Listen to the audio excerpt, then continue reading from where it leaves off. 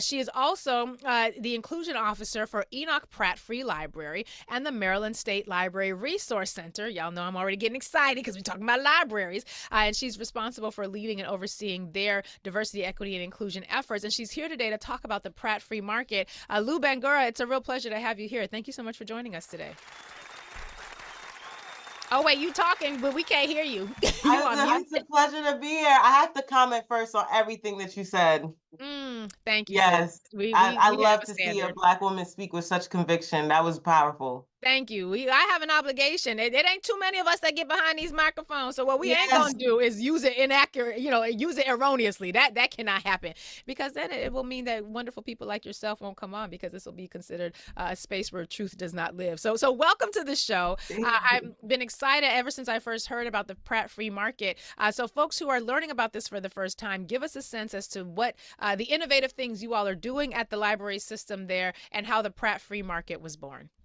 Yeah, so Pratt is an amazing institution. We function off of the motto that we're more than just books. So we provide a lot of wraparound services. Pratt Free Market is the one that is getting the most attention right now, but we have a lot of amazing. We have lawyer in the library, healthcare in the library. We have social worker in the library. We have housing navigators in the library, and so I have a music program called Journey Records that is in partnership with DTLR and Adidas Sound Lab for its after school teen program where they get free studio time, and we have a reentry program. So we're really focused on meeting the community where they are. And Pratt Free Market is just another example of that. I'm very fortunate to work for an institution that sparks innovation. This started under our former CEO, Heidi Daniel, who I came to her with the idea and the concept, and she said, "Let's go for it." And so from there, Pratt Free, we when it was just an idea, we received our first donation we ever received was actually from Whole Foods for $2,500. Just when it was an idea. And then the more we spoke about the idea, we received an anonymous donation of $250,000 to make the project happen. And so that's when the ball really started rolling. It took me about a year, a little under 2 years, to get the market actually launched. And that's because this was my first time launching a free market. And so there were a lot of learning curves. We did 3 community engagement sessions just to let the community know we're coming. And I think we knew that the community wanted us, but just to hear any feedback. And, community engagement sessions can go either way, but the feedback and the commentary was overwhelmingly welcoming. So we knew that this is something that the community welcomed. And then getting the architect, it was very important to me that the space was welcoming and that it was for everyone, regardless of your socioeconomic status, because anyone can go through a hard time at any point in their life. So I wanted it to be bright. If you see my apartment, it's completely bare. I am not a decorator. So we brought in an architect to help us design the space and really bring that vision to light. And then construction took about a little bit less than a year. So overall, but we got into this fight for food insecurity because we believe that libraries are a community hub. People are coming to us for more than just circulation. They're coming to us to figure out what their next steps are, whether they're just getting off the bus from being released from prison or they're just coming from the shelter. They're coming to us for the resources to figure out what's next. We're focused on helping people feel self-fulfilled lives, and they can't really do that if they're hungry. And so this market is a place where we cannot solve food insecurity. We cannot solve world hunger, but we can make it a little bit easier for some of the residents in this community to access fresh groceries, to access fresh produce, to get miscellaneous items. We work with Femly, which is a local Black-owned feminine hygiene or 100% organic feminine hygiene brand. We'll be giving out free tampons and free pads to the community, because if you're trying to choose between pads and fruit for your kids or groceries for your kids, obviously you're going to pick groceries for your kids. So we're just trying to use the market as a way to provide day-to-day resources. We already have the social impact, but the things that really help people like nutrition, we're really trying to use the market to reach the community in that way. So this is a market because you said healthcare in the library, housing in the library, lawyer in the library, and now grocery store in the Mm-hmm. library. And so what we often, I'm very familiar with this concept of community schools where they'll have in the school community, maybe a space where kids can go and pick up food, like a food pantry. They might have a washer and dryer system for kids who don't have access to a washer and dryer to bring their dirty clothes to school. They may have a dentist or an eye doctor who sits in the school who can help, because the community school, the idea is that the school is one of the central hubs in community. So you should be able to get multiple of your needs met. It feels like you all have taken that concept and put it into a library space, because a library, which is a natural additional existing institution in our communities, and you've built sort of this ability to get a 360-degree set of services all within the halls of the library, now including Mm-hmm. groceries. So let's back up just a little bit, because the Pratt Free Market, I want to get into the hows and the whys, like who's providing the food. I know you got this big grant. Shout out to the funders. But in addition to that, I want to talk about sustainability, because as much as I'm excited and so thrilled for what y'all are doing, I need people in all parts of the country to get this model so that they can do the same thing in their communities. Mm-hmm. So, but the idea of seeing the library as a natural, almost like a hub through which all of these other spokes are able to connect the community to different services. How did that start? Because it wasn't just, it's not just the lawyer, the housing, the healthcare, the groceries. You're envisioning a different ecosystem around libraries. And in a Mm-hmm. time of book bans where libraries are having their budgets cut, that is a complete 180 from what we're often seeing in terms of library, the struggles to make libraries relevant for communities. Talk to us about the birth of all of that. So I would honestly say that this is possible because of innovative leadership. I Come mean, on. I always say innovation sparks innovation. And so when you have leaders who are dedicated to the mission in actuality and not just in rhetoric, we can do the work. Mm, I am fortunate that in my position, I do, as chief, I do report directly to the CEO. And so I'm able to get things signed off on immediately. Our former CEO, our interim CEO, and now our new CEO are all people who have a connection to the community based on their backgrounds, right? Where they came from. huh. They all came from humble beginnings. And so they're always looking at how they would have been impacted when they were growing up. Well, what could have helped them? What could have made their lives a little bit easier? And Mm, allowing us, and maybe sometimes they have the ideas, sometimes they don't, but they give us the freedom to have the ideas, to grow from a seed into a tree. And so really I have to give thanks to them because I could have the same idea under an institution that doesn't have the support, mm, under right. a leader that doesn't who says they care about the community but doesn't actually care about the community. But that's not what I have here at Pratt. And you at Pratt, we have a house of innovators, so it's not just me. There's a bunch of amazing people here who are truly innovative and truly care about the city. And I think that's also an important piece too. Like, we care about the city. Mm, It's not easy work. It's not hard. It's very hard. There's long nights. There's long days. There's long mornings, early mornings. But we really care about the people of the city, and when we interact with people directly, it completely changes. It makes everything worth it, right? Like, mm.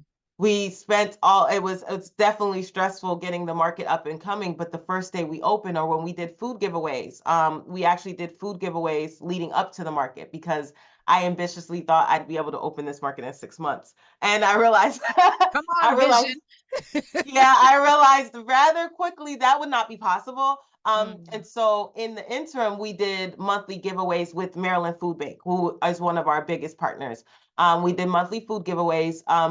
Prior to the market opening, we had already given out about 40,000 pounds of food, Woo. and served at least a little under 2,000 families.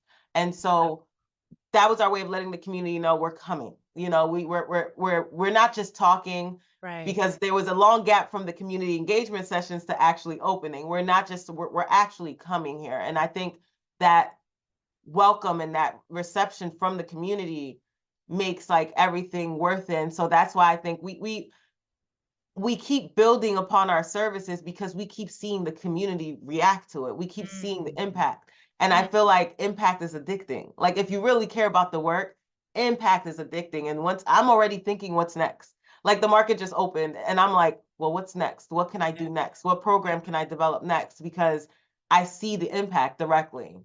You know, it's interesting. The food giveaways that you talked about before you were actually able to open up the market itself. And I want to get into the particulars as to how the market functions. Like, do people have to pay for food? Is it purely volunteer? I want to get into that as well. But the idea of giving food giveaways, having food giveaways in the months leading up to it, you're also curating an appetite, pardon the pun, within the community that says, oh, right, I don't naturally think of libraries as a space where I can get access to healthy foods. But because they're doing these food giveaways in the months leading up to the actual opening of the market, you're also changing the appetite of the again, pun unintended, but you're changing the appetite of the community to begin expecting and tying the idea of food sustainability and food security to the library. So that, in addition to buying yourself some time so that you could get the market actually up and running, you are also in many ways planting seeds within the community so that they would be open. There would be fertile ground for them to embrace this sort of a project, which I think is a phenomenal way to approach it.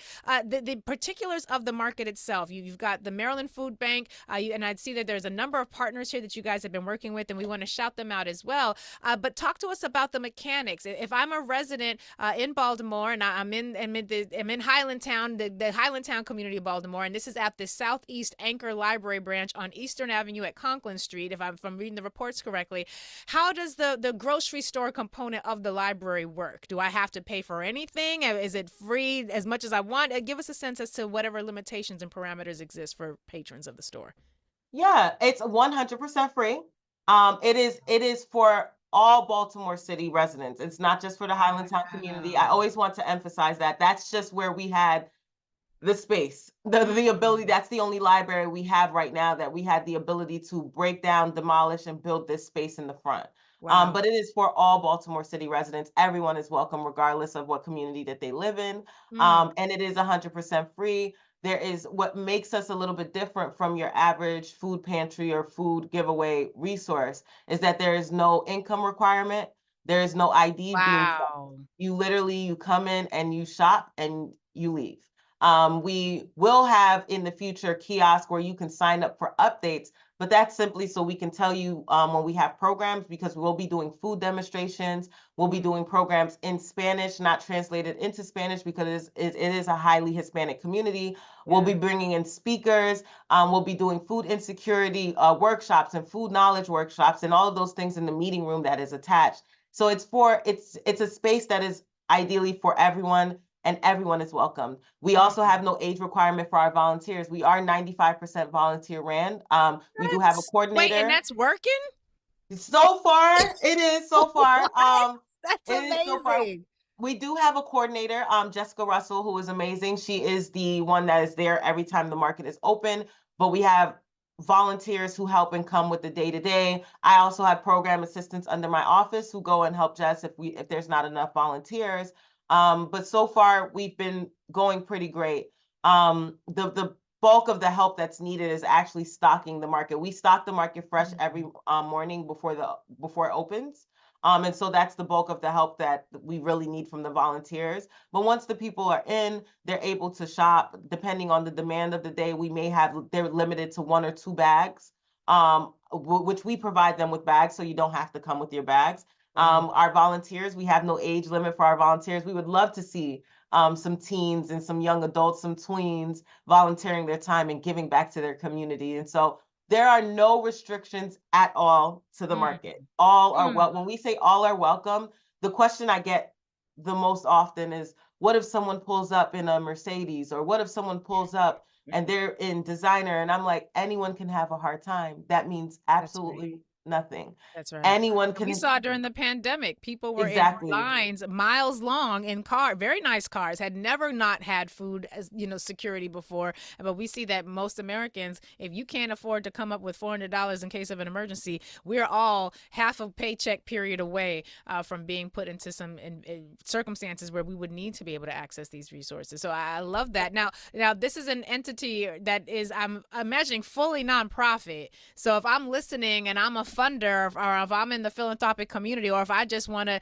use some of my assets to support this work, I would imagine I would be able to donate to you all. And I want to, once you clear that up for us, I want to talk about some of these other components you have in the library as well. Give us a sense as to how people can support in addition to volunteering. It's an international show at this point. We got people listening all over the place. If I want to help, what's the best way for me to support the work that you all are doing? So thank you for bringing that up. Yes, this is completely privately funded. No taxpayer dollars are used for this. So we do need Wow. donations of all Yeah. sorts. Whether it's donations from, we have Omar from Leftover Love. His form of donation is he brings us bread. He brings us a bunch of bread every time we're open, and it's great bread. It's like artisan bread, bread that I've never heard of. That I'm like, oh wow, this is interesting. Or whether it's monetary donations, like we had the $250 donation, or whether it's just donating your time by being a volunteer. We need everyone, no matter how big, how small, even if you're just donating a can, someone can use that can. It's better than that can going to waste. We accept all donations. The only thing we do not accept is in-home ready-made meals made at home, because for food Okay. safety reasons, we need a Right. label, we need to see the temperature marking and things of that nature. But Right. other than that, we just accept all the help that we can get. I would be remiss if I didn't say we need as much financial help as we can get Come to keep on. it Make it plain. sustainable, because it's free to the public but not free to us. Right. So Right. that's what I would say. Yeah.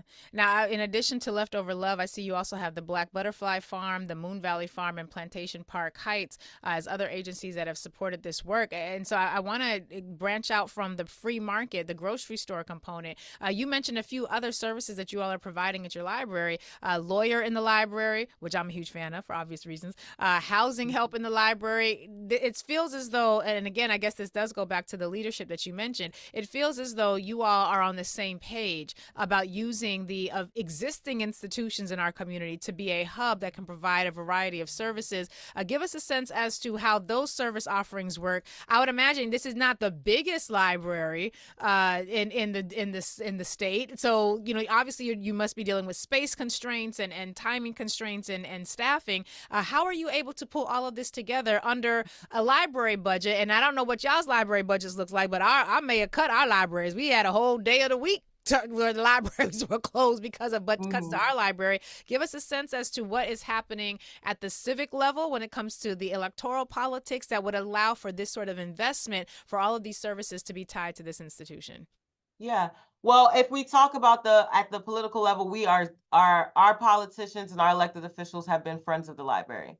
Okay, We have that's a found good place to start. yeah, we found a lot of allyship in Mayor Scott. He is a big ally. He was at our ribbon cutting. That's the young brother. Yeah. Yeah, he's hmm doing some real. I like him. Him and the brother out in Chicago. They're some good examples of what having representation that's effective can look like. So okay, so he's Absolute great yeah. example of servant. I will actually say the ribbon cutting, because he's the mayor of the city and it's in his in his city, they passed the scissors to him. He passed the Mm, scissors to me. This is your project. Cut the ribbon. That's the type of leader that wow. we have. And so that's why I said when Wow. you're under effective leadership, not just at the institution level, but at the city level, when you're that supported, you're able to do a lot. And so we do have great allyship in Mayor Scott. Our incoming city council president, Z. Cohen, has been a friend of the library, Senator Cory McCray, and the list goes on and on. And we're very fortunate in that right to have that support. So we don't get blocks or if we do get if we do have obstacles, we have people that are willing to fight for us. And other library systems are not as fortunate in the state, Yeah. but we are fortunate enough to be in Baltimore City. We do serve the entire state of Maryland. We don't participate in any book bans, obviously, but in counties where there are book bans, we put out an ad in Calvert County's paper saying, "Hey, we don't ban books. So if you need books, you can come to us for our books." That's great. We service the entire state, and so we're able to really do the things that we're able to do because the support is there from the community, from our community organizations. We have a whole network of partners that we use for various programs. For the healthcare in the library, we work with the University of Maryland to make that happen. For social worker in the library, we work with the University of Maryland as well as Coppin State University's nursing program. We also work with the mayor's office of housing and community development for our housing navigators. So we have partnerships across the city with other city agencies, with but also with grassroots organizations to make the work really happen. I love this. I'm grateful for the service, and what feels like a really healthy pooling together of resources to meet some of the basic needs that show up in our community. And again, folks, I didn't want to just have her on just so we could, applaud her, although we do applaud you. But I want us to be mindful of the ways in which we can use existing institutions to really be a space of meeting community need in ways that allow us to see that what happens when we get good folks elected into office. We have good folks in leadership. We have good community engagement so that the community is comfortable talking about what it is that they need and want to see from these institutions. And then we've got visionaries like Lou Bangura who are able to manifest it, and who the mayor will pass the scissors to so that she can do the ribbon cutting. For folks who want to make that donation, where should they go if they want to find out more information about you and the work that you all are doing? What's the best way for them to reach you? Yep. So they can go to prattlibrary.org about us, and they will see the DEI section. And when they go to the DEI section, they will see everything that we have. But specifically, they can go to Pratt Free Market. We have a volunteer form, we have a donation form, and they can fill that out. I love that. And I love that you're leaning into DEI and Yeah. not shying away from it. She said that boldly. Go to the DEI section of the. Yeah. Lou Bangura, I hope we can get you to come back to let us know how the project is continuing to grow. I would love to hear more about the ways you all are being very innovative with providing these services. I know it takes a lot. I used to be a lawyer who would go into schools and would provide free legal services. Shout out to Ember Charter School. They let me set up a whole little office in there, and I could provide services directly to the parents. And I know that requires a lot of logistics and challenges. So good on you and your team. And God bless y'all. Really hope to see more successful innovations like this. Thank you so much for being with us today. Thank you for having me. Absolutely. Be well. Be well. Thank you.